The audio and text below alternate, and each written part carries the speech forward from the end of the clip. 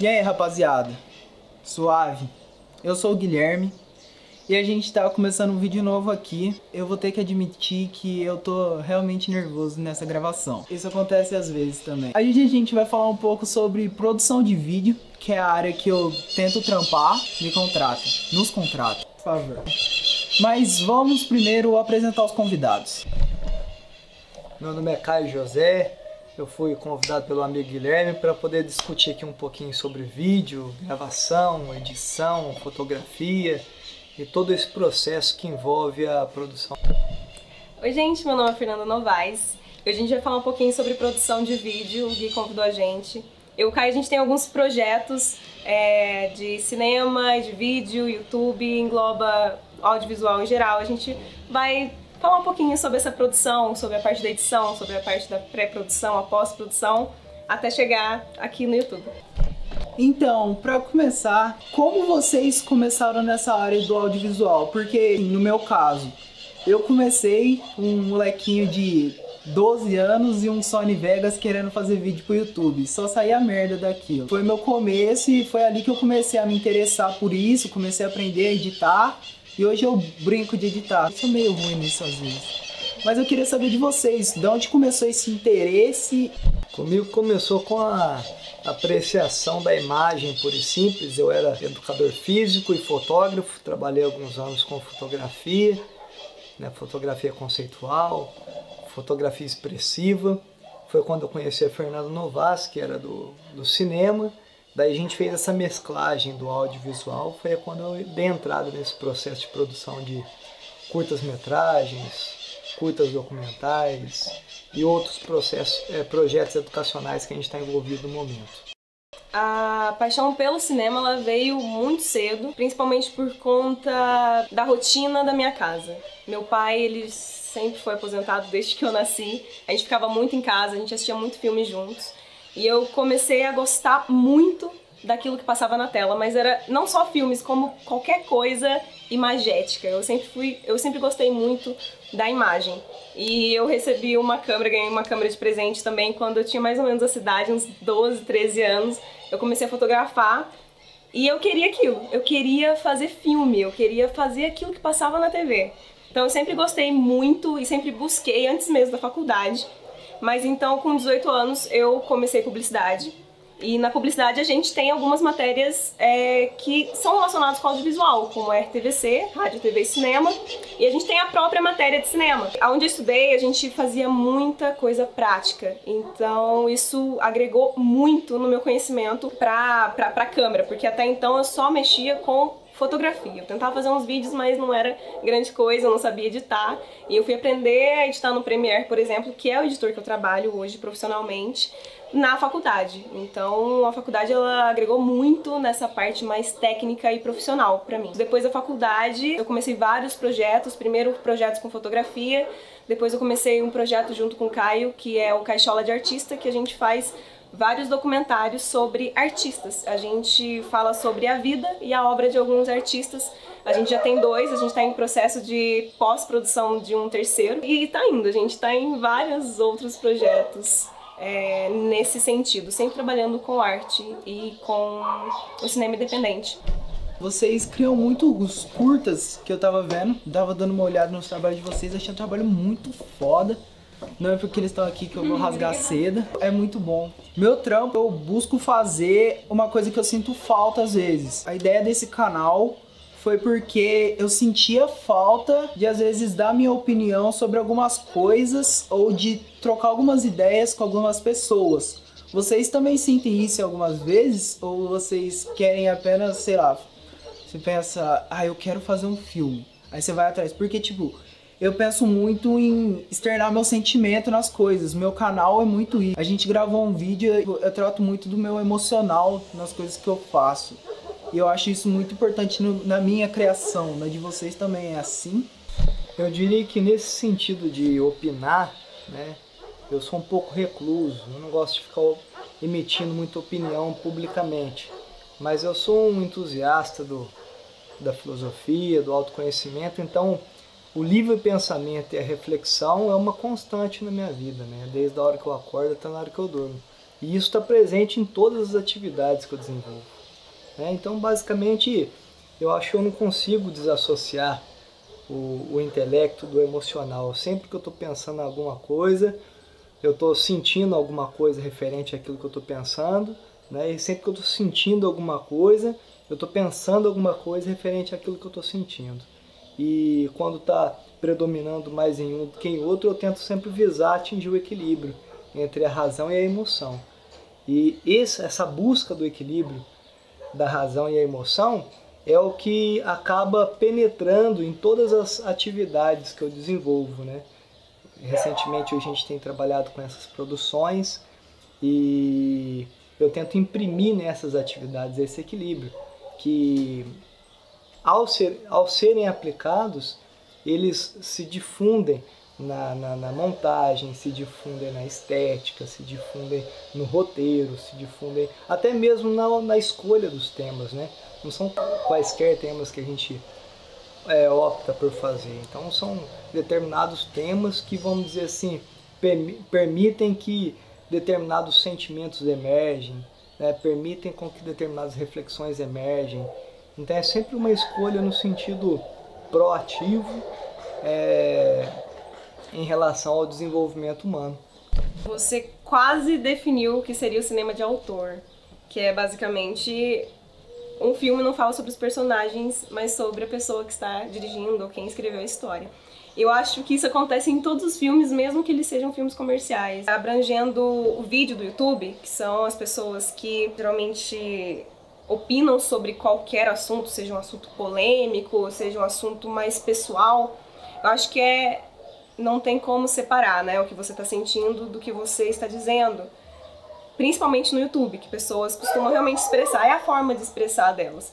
Num filme, acredito nisso, que todo filme nunca quer dizer somente sobre a história, sobre os personagens, mas muito sobre quem está dirigindo, quem está por trás disso, que é basicamente isso que você disse. Você quase realmente definiu o que seria o cinema de autor, ou o cinema de arte, o cinema conceitual, que as pessoas não gostam muito de separar isso, porque algumas pessoas acham que todo filme é uma obra de arte, ou esse encaixa na arte. É o que eu rebato um pouquinho, porque eu acho que sim, existe um cinema de arte, um cinema conceitual, e existe um cinema comercial. Um cinema que ainda está naquela fase de puro entretenimento. O que a gente tenta fazer é ficar na média, assim, no meio termo, entre o cinema conceitual. Quando eu falo cinema, são os curtas, são os documentários que a gente está fazendo. A gente tenta fazer esse cinema que pode ser digerido por qualquer pessoa, seja jovem, seja adulto, mas que ainda tenha bastante da gente também, bastante da fotografia do Caio, do meu roteiro, e que seja uma coisa autoral, sabe? Uma coisa que diga também não só sobre o artista, sobre o Marcos, mas diga algo sobre a gente, como a gente enxerga ele, como a gente vê ele. Então é basicamente isso. Não tem como realmente desassociar quando a gente faz qualquer produção. Ô Fê, você falou que tem basicamente 3, né? O comercial. Repete de novo pra mim. Não, é que tem o filme comercial, é polar, né? Uma polaridade. Existe o filme comercial, aquele que geralmente as pessoas pesquisam pra saber o que tá mais em alta. A Netflix já fez isso. Existe até uma teoria meio conspiratória, mas eu acho que ela é real, de ter um código que consegue verificar o que as pessoas estão falando na internet, e ela faz uma série a partir disso, como foi o caso do House of Cards, como foi o caso, sei lá, de várias outras séries, sabe? Então eu acredito que existe isso. E você faz uma série, ou você produz um produto, quer dizer, vira um produto, né? Se torna um produto a partir da demanda, entendeu? Se as pessoas querem aquilo, você faz um filme, ou geralmente uma série que dura mais, ou talvez é mais lucrativo, e você faz a partir da demanda. E existe o filme conceitual, o filme artístico, mas pela arte mesmo. Por exemplo, esses dias pra trás eu vi bastante filme assim. Um filme da Romênia que chama Pororoca. É um filme extremamente conceitual. Ele é até difícil de assistir. Ele não tem muita ação, muito movimento. Ele é bem lento, o que muitas pessoas não gostam muito. Um filme desse não consegue ser um filme comercial, não consegue ser um filme que entra dentro do cinema de shopping, por exemplo. mas de cinemas alternativos. O próprio Lars von Trier é um cara que ele consegue ser um pouco comercial, mas aí já tem a ver com outros fatores. Ele é um cara bastante polêmico, ele aborda assuntos polêmicos. Ele aborda muito sexo, né, que é um assunto que todo mundo não gosta de falar, mas todo mundo gosta de ver, sabe? Ou violência, então a violência vende muito. Vende na TV e vende no cinema. E ele é um cara que tá entre ali, só que ele ainda consegue ser mais conceitual ainda, porque ele fala o que ele quer falar. Ele muitas vezes é banido de alguns festivais, como o Festival de Veneza, não tenho certeza de Veneza. Mas ele é um cara que trabalha polêmica, e as pessoas costumam assistir os filmes dele pela polêmica, muitas vezes, por conta disso. Eu tenho condições de misturar numa mesma produção os três conceitos, o conceitual, o comercial? Consegue. Existem dois diretores, que é o Joel Cohen, o Ethan Cohen, que eles conseguem produzir. Eu fiz um vídeo sobre isso no meu canal e eu falei exatamente sobre isso. Tem pessoas que optam pelo conceitual puro, pessoas que muitas vezes não conseguem entrar nesses shoppings, né, no cinema de shopping, assim, no cinema popular.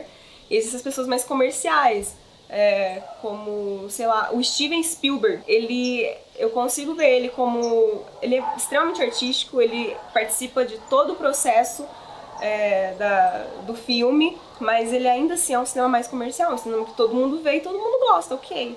É um filme tipo, quem não gosta de ET, sabe? Quem não gosta de Jurassic Park, sabe? Não tem como falar não gosto. Ou você é indiferente ou você gosta. É difícil falar não gosto porque Tubarão é um filme extremamente comercial. Mas o Ethan Cohen e o Joel Cohen, eles fizeram um filme novo que tá na Netflix, inclusive, que é A Balada de Buster Scruggs, que chega a ser conceitual, só que é um filme bem mais comercial, ainda mais por estar na Netflix, né? Ainda mais por estar nessa plataforma. Mas quem não conhece, procurem. Vocês vão ver que o Ethan e o Joel, eles conseguem fazer uma... Fargo, por exemplo. Fargo é uma das comédias que não parece ser comédia.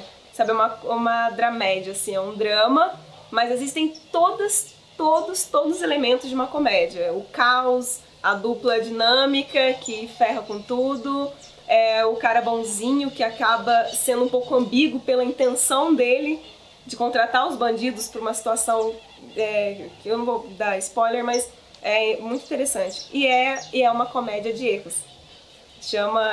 Inclusive chama isso, Fargo, uma comédia de erros. E são dois diretores que também produzem e que faz essa ponte com o cinema conceitual, o cinema de arte, o cinema autoral e o cinema comercial. Eles conseguem entrar na indústria mais de comércio mesmo, assim, de vender os filmes. Acho que é a melhor dupla, assim, que faz essa ponte. Legal, eu vou fazer agora uma pergunta para os três, tá? E vou começar com o Caio. Por que o Caio? Porque ele falou que ele é mais introspecto, né? Ele é mais a parte da cabeça, linka isso com um certo esoterismo e tal, né? Eu queria saber dos três aqui, como é que vocês veem?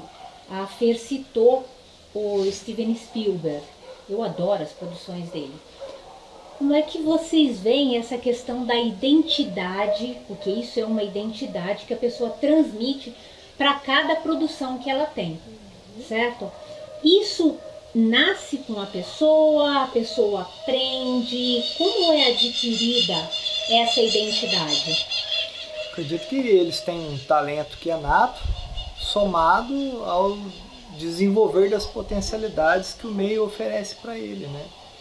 E ao construir essa identidade, ele personifica nos elementos, nos entes que ele constrói para poder compor aquela narrativa, nada mais do que reflexos de crises, de emoções, de aspirações que ele contém em si, né? Então a questão dos dinossauros, né? O que remete? Remete ao passado, remete à questão da biossobrevivência, a questão do instinto, os valores mais humanos, né?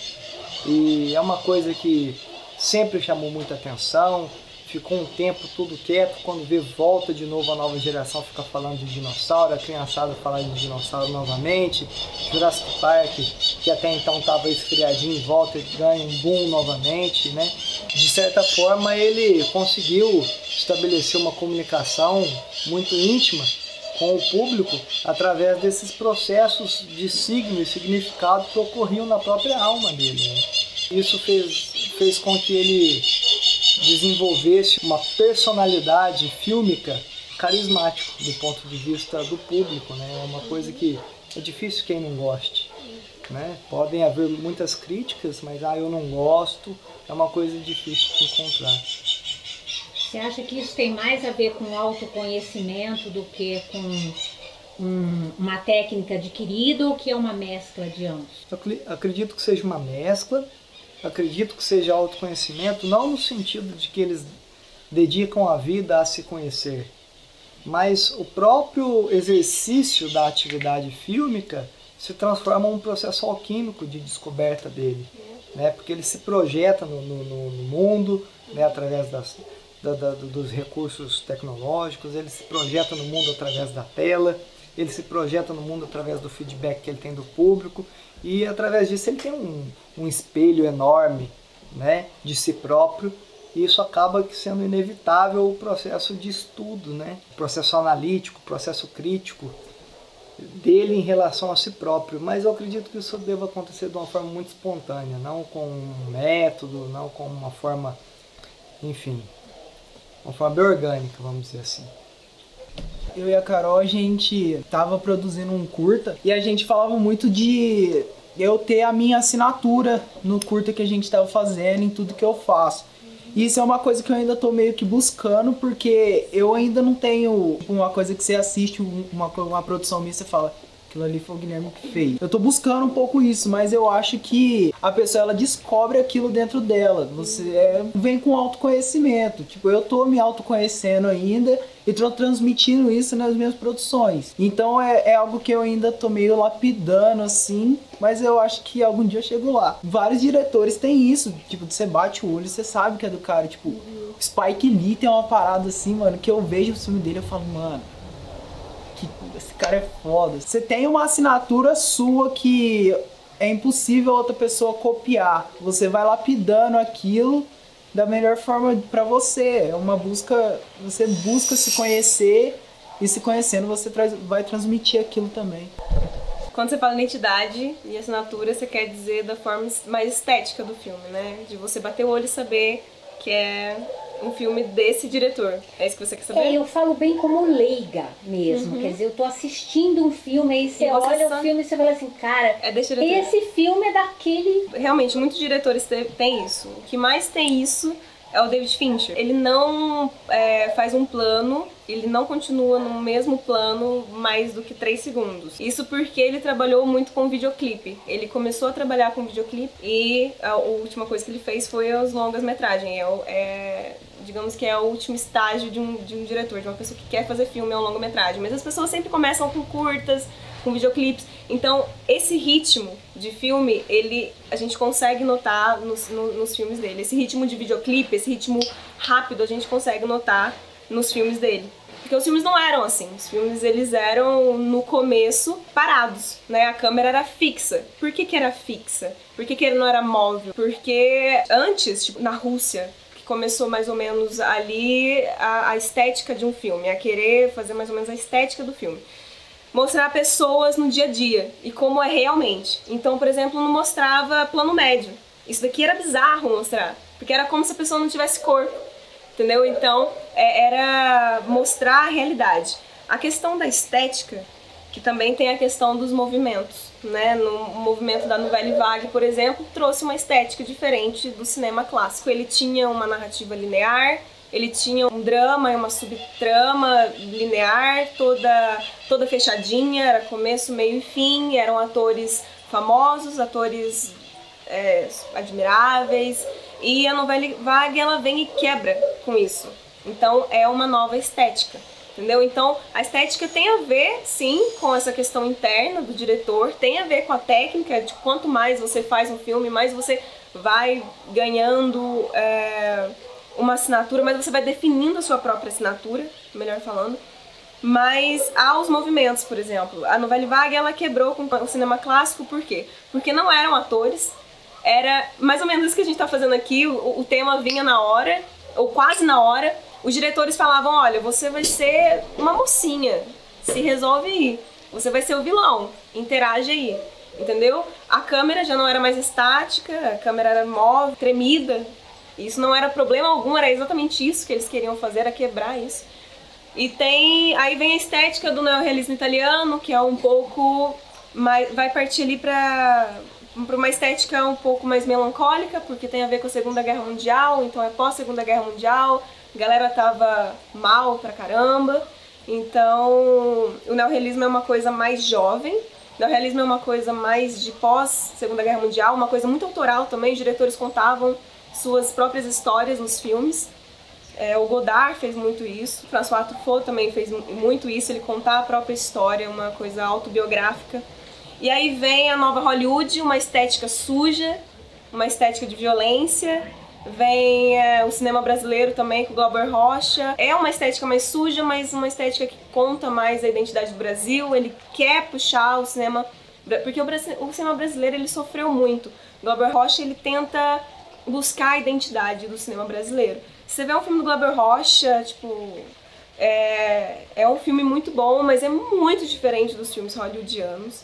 Tem esse viés mais político, então também é uma estética. Né? Tem a estética visual e a estética do filme como tema. Trilha sonora. Sim, trilha sonora também. Então tudo isso faz parte da identidade, né? Então quando a gente fala de identidade é uma coisa muito ampla, né? Então se você quiser falar de identidade visual, a nova Hollywood, por exemplo, tem uma estética muito parecida. Os diretores têm uma estética muito parecida, uma estética de violência, uma estética mais suja, os planos mais abertos. Talvez a Nouvelle Vague também tenha a sua própria identidade, os diretores têm a própria identidade deles, então é como uma manadinha, né? Um movimento é como uma manada, assim, Nouvelle Vague tinha um. E tem os diretores agora que eles seguem vários outros não tem um movimento hoje no Brasil de cinema. Não há um movimento mundial, global, assim, como foi a Nouvelle Vague, como foi o neorrealismo italiano, como foi os cinemas novos que aconteceu aqui em Portugal, que também não tem esse movimento ainda, sabe? Não tem um movimento novo. O último filme nacional que eu vi foi O Animal Cordial, muito bom e muito revolucionário, assim, pelo menos eu achei aqui no Brasil, porque é um filme de terror. Temos muitos filmes bons de terror, mas que ainda não superam os cinemas hollywoodianos e tudo mais. E é um filme com uma estética, com uma fotografia maravilhosa, um filme que custou com um preço muito baixo, sabe? É até muito inspirador ver isso. E aí, rapaziada, suave? Então, passando rápido aqui só pra dar uma explicação, porque o vídeo acabou assim do nada. Acontece, a vida tem dessas. Mas fica ligado que semana que vem tem vídeo novo, a parte 2 desse vídeo. Então, quarta-feira às 6 tem vídeo novo aí. Quem gostou do vídeo dá um like, deixa um comentário da hora aí, manda o vídeo pra geral. E é isso, um beijo no popote de cada um, tchau.